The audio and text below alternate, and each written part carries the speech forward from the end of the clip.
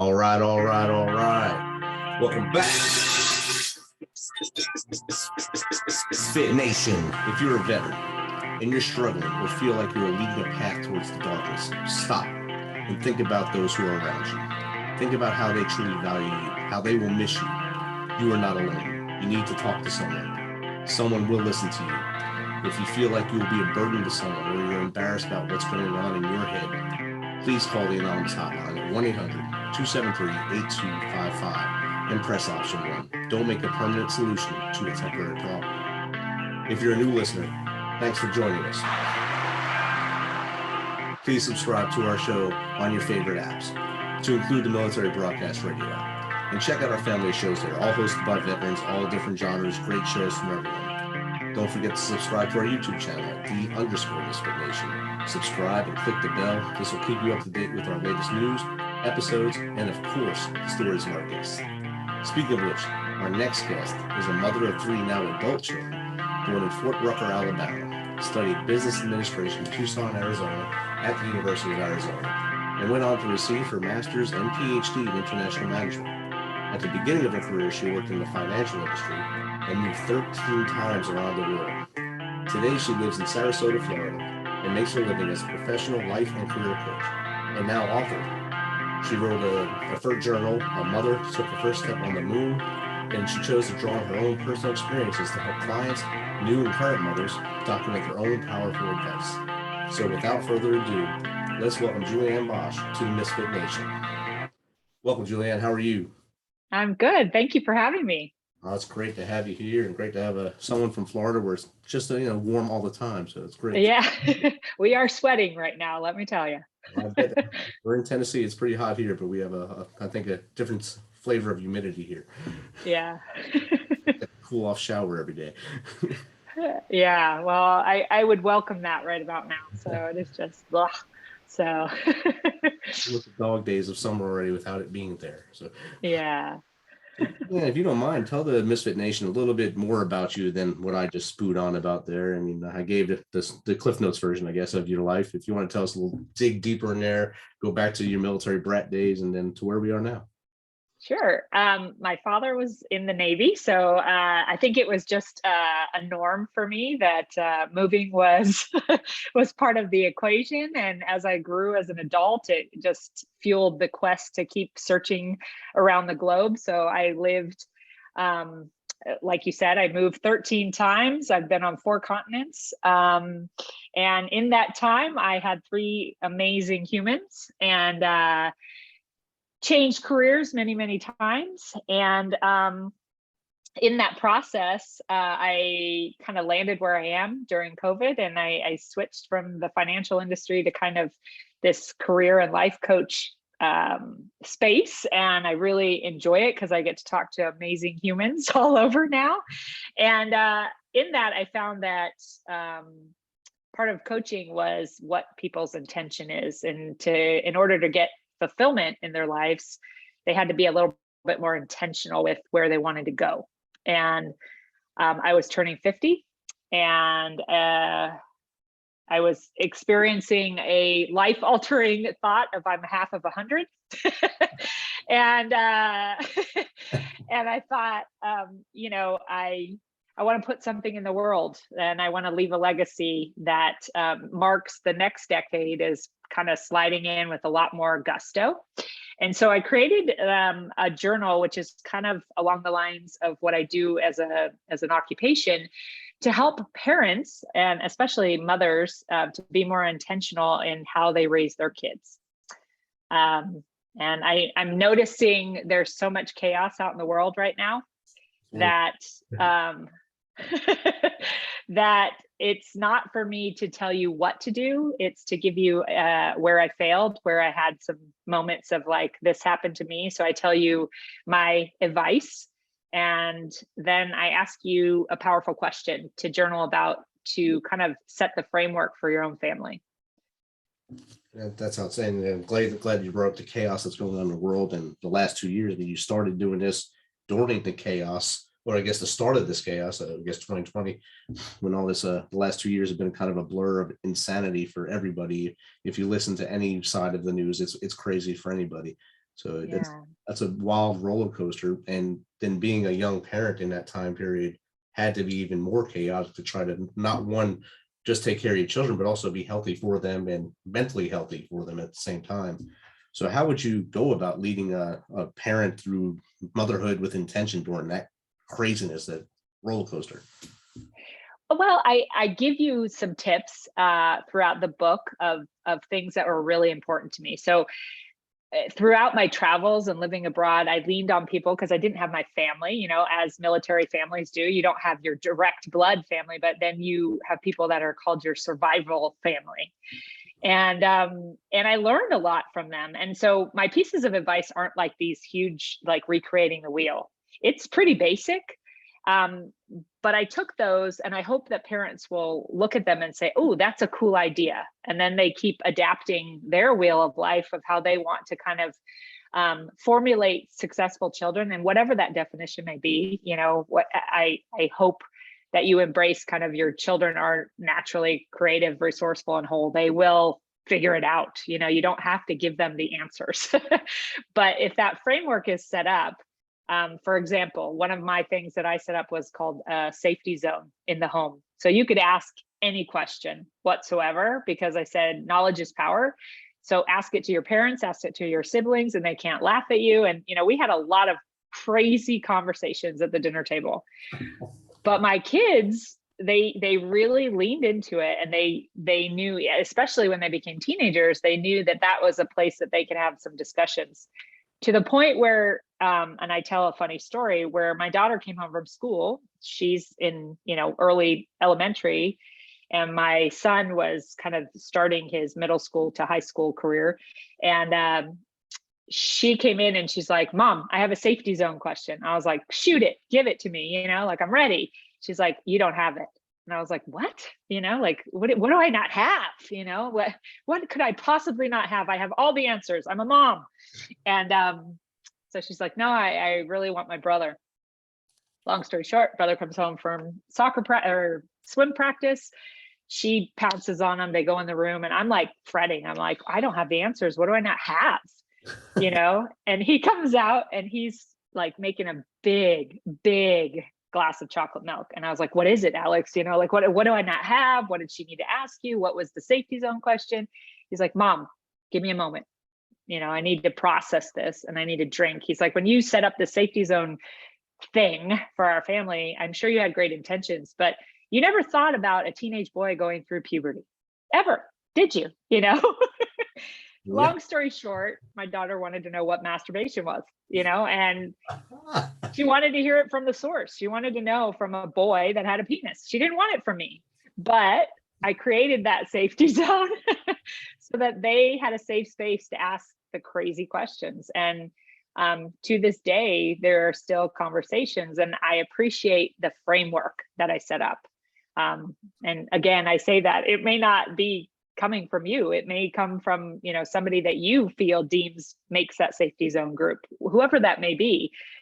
But I don't know. It was a great life lesson when I reflect backwards. So I'm hoping that new parents read these stories, because they are fails as well. There's some things in there that I did that I'm like, oh man, if you don't do this, you will survive even better.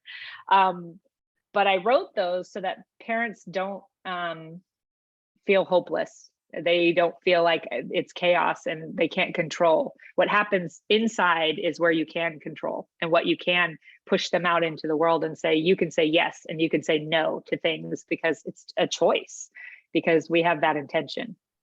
Once you started that story, Autumn, before you even said what she was asking, I was thinking about Kindergarten Cop with the little boy saying, Yep. wow, that's where this has to be going, and that's where it went. So. Yeah. See, as I said, they're not like, I didn't recreate anything. They're pretty basic pieces of advice, but I think it's told in a genre, I hope that it's humorous a little bit, that parenthood it's a gamble. I mean, but I look at, they are now working, and they are effectively doing the 3 E's, is what I call they are educated, employed, and now elsewhere. So right. I have succeeded. So I am also humbled because they are doing a better job than I was in my 20s. And that's because of a foundation. Definitely, you set that foundation for them by making that safe zone and showing them the right way to do things, even when you were moving so much when they were young. And so they had to see how you were resilient at that point to say, we just set up home in X country. We know nobody. Let's make this work. And you probably had some tips and tricks you did at each place to make them feel comfortable at first, and then they can go meet other friends, and that'll make them happy anyway. But to make them comfortable, always had to have their hearts swelling with pride, saying, our mom loves us so much, she takes care of us, she makes us chocolate cake or whatever when we get to these places, and then sends us out to find new friends. Yeah. And there's something to be said. I mean, you and I talked about this chaos, and the world's unpredictable, and war, and things are happening, and it's scary.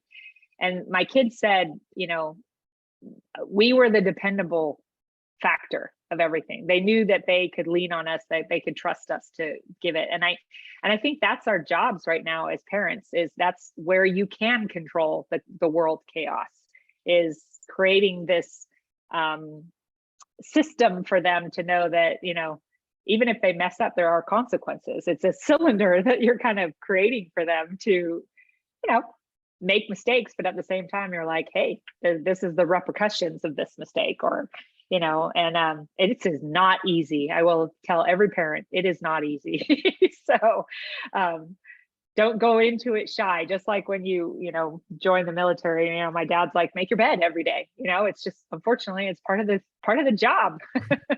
So it's a victory every day when you make it. You get up. Victory to start the day. And getting up for me now is a victory. So wake up and then make bed, 2 victories. Yeah. And then, I practice something as well, as at the end of the day, after everything, I said, what did I do well? What did I do poorly? And what tomorrow do I need to do better? And it kind of set a foundation, even to kind of give myself a little bit of grace, because I think we are our worst enemies sometimes, and we fog the brain, and we are the ones that bring in saboteurs into our life of, who beats us down and makes life a little bit harder because we create that. So I'm hoping that the book makes you put pen to paper, because I ask you to write in my book, which is like a no-no. At least in my day, it was like, don't write in books.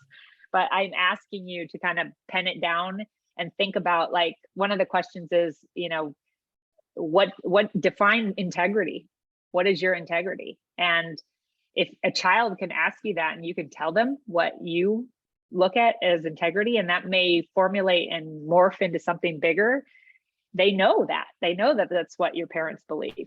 And then when they're shot with all these questions of what they're going through, you can process it. And then I will say, as parents, there's things that we didn't have to deal with when we were little kids, like social media. So, I even tell a story of that. And I think that's where I was leading with this, is I screwed up. I mean, basically, social media, I said, if your great grandmother saw what you posted, would she be proud? Or would she ask a lot of questions? Right. And one night, my husband and I had a really great night. We were, enjoying our friends, and, I had a little bit much a wine partaking of the party, and we Rochambeaued on who had to take swim lessons the next day, and I lost. And Snapchat had just come out, so I thought it was funny. I took a picture of my boob and I sent it to my husband, like, you're a boob to sleep in and let me do the swim meet, because that was hell, like, to be hungover and running a swim meet and a bunch of kids. It was like the worst thing ever. And lo and behold, I'll tell you the story. You probably know where it's going, but my daughter opened that Snapchat on my husband's phone. And it tells the story of how I had to recover from that. And then, practice what you preach is the name of that chapter. And again, not a huge revelation, not a big piece of advice, but practical. And then it asks you as a parent, what do you stand for, and journal it and kind of put your pen to paper and commit to it. Little life lessons in the early Snapchat days. Yeah, that's a good one. Yeah. And knowing that your young children will grab phones and look at it. Oh yeah, yeah, and to gulp and apologize that that was not what should have been put on social media, because although my great grandmother probably wouldn't have cared, but it's not something that I needed to put out there in a time of weakness. So, Yeah. You were definitely in a time of mental weakness after a night of wine, so it hurts. yeah, Your clarity at that point. yeah, and I think I tell that story just to make it a little bit more human. I in no way am perfect, but when people tell me now, when my kids are in their mid-20s, what amazing adults and humans that they are in workplace and not solicited at all, that's like your greatest prize at the end of the day. So I'm leaning in the belief I did something right. Yeah, you definitely did. You got the 3 E's and you forgot one E, empty nest, and that's good. So. Yeah. Yeah, I like it. I'm adapting to this new empty nest. It's much quieter. So now that's a new thing. My wife said I take that empty nest a little too far because I just walk around with nothing on now. I said, if I don't have Yeah. it's my Hey, house. you earned it. You earned it. You earned it. Daughter can still come at any time. It's my house. Yeah.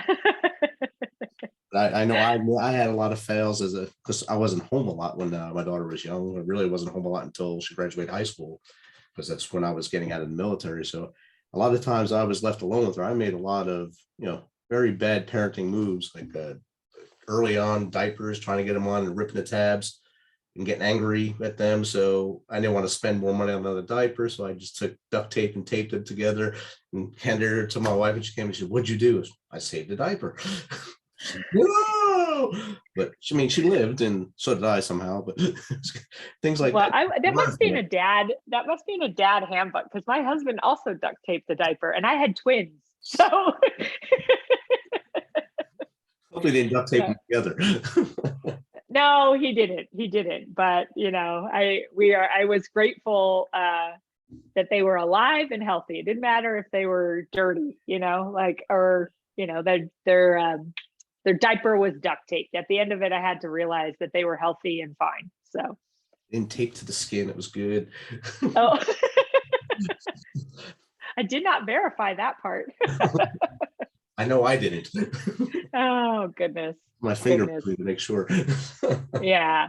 Well, I think, when you're in it, when you're in the, I can use the word, when you're in the trenches of parenthood, Yes. like, God, you think, are we ever going to get out of this? Because it's tough. I mean, and I think with some reflection, I wish I had laughed a little bit more. I wish I had, I can take my advice now and I can look at it and I said, it breaks down to something simple. Don't try to make it harder on yourself. But if you have kind of a basic premise of what to follow, I think your kids give you a little grace, give you a little leeway. Sometimes when we, duct tape diapers, they're like, okay, well, I wanted to save money. I know what we're trying to do. Yeah. So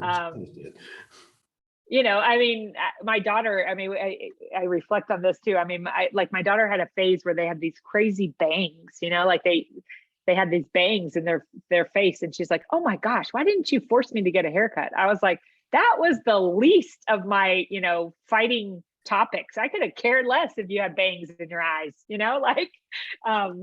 and then, they went through phases of wearing very strange clothing. Like, my daughter is like, every shirt I had a weird unicorn on it. Like, why did you let me do that? it made you so yeah. So, there's some areas that as a parent, you're willing to fight. And then there's others where I'm just saying, you got to stick to your guns. And, I tell another story about lying. And that's one that I just would not tolerate. It's like, just don't lie to me, like you can tell me anything, but don't lie to me. And my son proved that to me down the road. He said, their school had a unique opportunity where they put all the high school seniors into a auditorium, and they put police officers in there and said, hey, you can ask us any question that you have before you go out into the world, before you graduate from high school. And the undercover cop said, who in here, if you were put in jail tonight, would call your mom? And my son raised his hand and he said, Mom, I was one of the few. And that was probably like one of my shining moments, that he trusted me enough that when he was in a really bad situation, that he could come to me, that even though that would have been rough, that he did something, that he was put in jail, but still the fact that he knew he could depend on me to like figure it out without a judgment. And I think that's kind of the world I want, and I hope parents can create, with rules and some regulations in there. So of course, you got to have some kind of parameters, I guess. Yeah. Them to dance around and play in the gray area as much as possible, and fall down. And of course, as a parent, you're falling down too, but you just got to get up every once in a while and say, hey, I did all this right. I may have got that one part wrong, but I got all this other stuff right today. We can make it till tomorrow, which is why I like the list that you make now with what you did well, what could be better, and how can I make tomorrow better. That's a great way to go into your night routine to get into the next day rolling. So I think that's teaching, you taught your children, and through your book is what you're teaching the other parents to do. Yeah. And I will say, if you look at the cover, How a Mother Took Her First Step on the Moon, I was inspired because I kept thinking about, every kid starts this book called Goodnight Moon when they're little, that every parent, I don't know, it's like a manual book or something that we all have to read it to our kids. So I did a spoof off of that, but it was with the intention, like Neil Armstrong, he was the first astronaut to like step on the moon, and it had to have been super scary because it was a fear of the unknown. You didn't know if that was it, like you were morphed on the moon or what. And parenting is kind of like that. We're stepping out into an unknown. Like, we don't know what our kids are going to do. I mean, they are part of you and part of your spouse, or two parts of two people that are meshed together that, gosh, we could have created something pretty scary. You never know. But it inspired me. Like, this book has had so much response that, people are sharing memories, sharing new pieces of advice with me. That is so cool that it's inspired me to write a second book, and it's called How She Took Her First Step on the Moon. And I interviewed, because we lived all over the world, I've interviewed now mothers from all over the world and got their pieces of advice. And so that will be out, not this holiday, but next holiday. So I'm excited that that's going to launch. So I hope to come back and talk to you about that, because it was my dad who cemented that kind of thought process, that and the cover of it is 3 military sitting at the table, and my Japanese neighbor and my British neighbor sitting there. They had never had Thanksgiving, because my dad said the hardest part when he was away was never having a holiday meal. So in these 13 crazy locations that we lived all over the world, I would bring the misfits of the nation to my dinner table for Thanksgiving.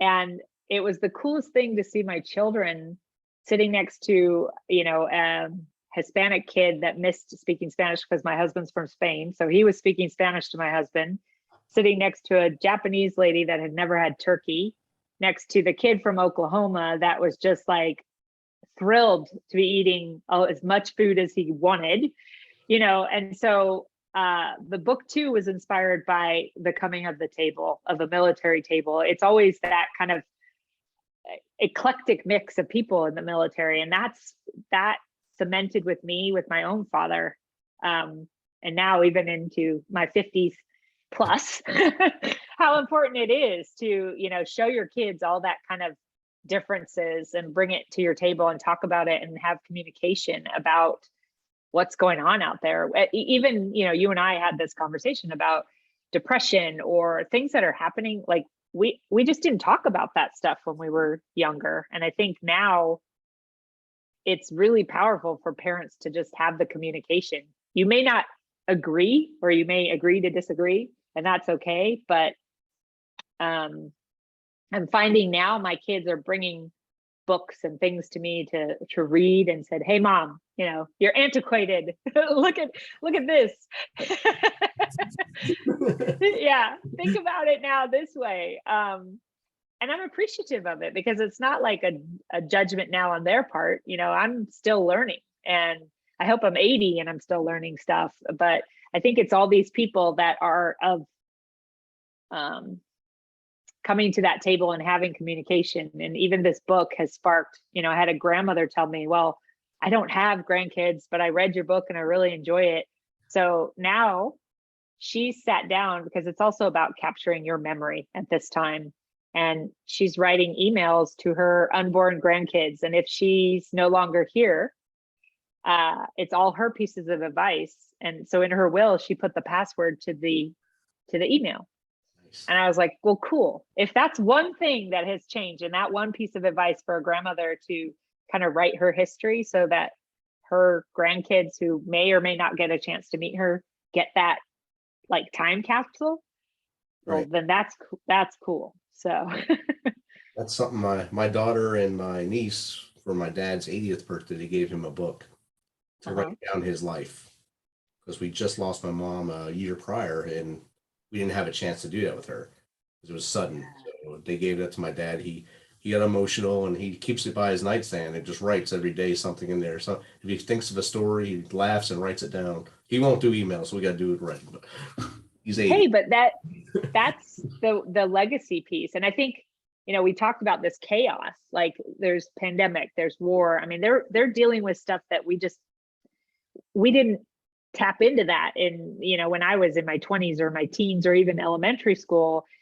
And I think now they're leaning for your grandfather's book. Like your daughter and your niece are like really interested. Like, what has he got to say about this? And I think it's really important also to document your thoughts and what your beliefs are, because they're thrown, they're interested, they want to know why you think a certain way. So again, I keep saying this, parenting with intention. If they know how you're thinking, they have some basis to like go off of. And this grandmother said, "I got in a car accident, and so I wrote out a list of all the things that happened to me." And she's like, "And if I forget anything, just remember your grandma told you. This is what you do. You call your insurance, you take pictures, you whatever." But I thought, that's great. She's writing a manual book of your own legacy. So Don't get into a fight at the accident site. Good. yeah. Yeah. And I think the book has just created conversation, and I think that's kind of like my greatest gift from writing it. That's awesome, and you getting instant feedback too. That's a great thing. When I wrote the book that's behind me, 13-Step Guide to Success, it was right at the end of 2020, going into 21. So my daughter, at the end of every month during the pandemic, I would do a Facebook post saying, "Welcome to this level of Jumanji." And some funny stuff in there. You made it through this and this month. Now next month it's going to be this. You got to make this level. So my daughter said, "You need to write a book." So I wrote it. She edited it, and I put it out last Christmas. And in there, I do the same thing. I give the little stories of me, how I was not a great person when I was young, and how I morphed, and now how I think you can be successful as a human. And that's so hopefully. Yeah, I think as we get older, right, we get a little more wisdom. Learn a lot along the way, the steps of life. Yeah, and I say that to my kids. I'm like, I made a lot of mistakes, but don't make my mistakes. Make your own mistakes, but know what I did screw up at, so you don't do that. And so I love that. Even 13 steps is a guide. You're not telling people like these are the steps you need to take. No. And so I think we align in that. Is I'm not telling you how to mother, because everybody has a different definition of that. And everybody has a different success definition. Right. But what is great about this is keeping the momentum to keep that brain cognizant and spinning. And it's like, oh, I didn't think about that. And I guess that's why I want, parents to kind of think about their game plan. So like think about your steps Right. to success. How do I get out of my own way? Yeah, yeah, yeah. And I again just reiterate, like, I created 3 humans that are actually better than I am. So it's a success. And I mean, that's something, our parents, my parents especially, taught us. They try to do everything to make our life better. And I think we took that lesson and pushed it on our daughter. Well, I say we, mostly my wife. And then when I was home, I was able to, influence a little bit. And I'm sure that's the same thing you and your husband do. You're 3 humans that are now out of the house with the 3 E's plus E. Yeah. Yeah. Well, and then you think about that as well, as just, like, they eventually will start a family. Right. And you know, you hope that foundation is cemented in some of those basics that were important to you. I mean, your wife obviously maintained the home, and it was a tough job. Yeah. There's times that you want your kids to also see that it's not easy. You obviously had a job. You were in the military. It was what put food on her plate. And I didn't see my dad much growing up, so I felt privileged that I also had the opportunity to be at home with my kids, and be a part of those moves. So I think it's also coming from a little bit of gratitude as well. And I ask you in this book to kind of document those things of gratitude, because we forget. Sometimes you forget a little bit about the things that were successes. My son rode his bike to a friend's house across a busy road. And I remember that was one of the gratitude pieces I wrote in my scratch book that day. Like, he made it from point A to point B. He did not get hit by a car. He texted me like, "Made it, mom," like, geez, like, mom, I have to even text you, so I think, also taking a deep breath and processing what you're grateful for, whether it is in your steps of success or your intentional parenting, is to look back and just kind of step by step also look at the little pieces that you can say, okay, it wasn't a huge success, but that little step of success, or that little thing I'm grateful for, or that little parenting nugget was a win. So Today's win. yeah, today's win. So Julianne, where does someone pick up your book or get in touch with you to be their coach? My Amazon has it all over the world. So you can just Google my name, Julianne Bosch, or Mother's First Step. So it's www.Mother's First Step, and that'll link you straight into my website. And I set up my coaching practice kind of separate from it, but in about a week, you'll be able to click right there and you can get me as a coach, and we can do a little meet and greet. And if I'm not right for you, sometimes I meet people and, we aren't the perfect match. Maybe they find somebody that they would like. I encourage you to interview people. And I also have a team that I can refer you to as well. So I don't want you to just stop if you say, oh, I'm not a parent, and you want a coach and you want something to kind of spur your thought into fulfillment of life differently, and you don't connect with me, I'm always happy to refer you. And I encourage you to interview a lot of coaches. Awesome. And one more question. If you can give 3 tidbits or 3 nuggets of advice for that new parent, what would it be?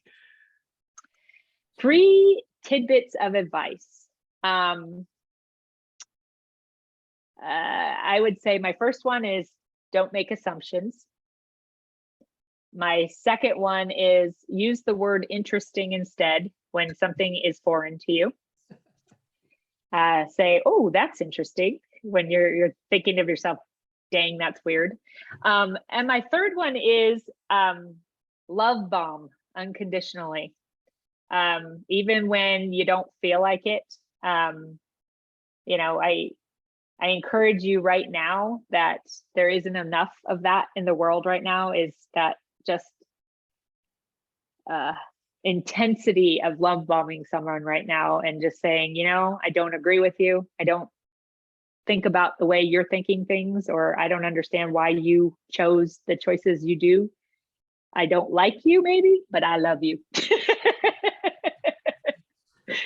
And I think it will change. Those three pieces will change your perspective, because sometimes our kids can be little sniggets and you're like, oh, I'm not really happy with you right now. So I think that is a really big one for me, is just love bomb them unconditionally. That's interesting. I love you. There you go. And thank you for taking some of your time to share your story with Misfit Nation. Of course, your work you're doing. I look forward to your next book coming out and having you back on. Yeah, I would love that. I enjoyed talking with you too. Awesome. Thank you.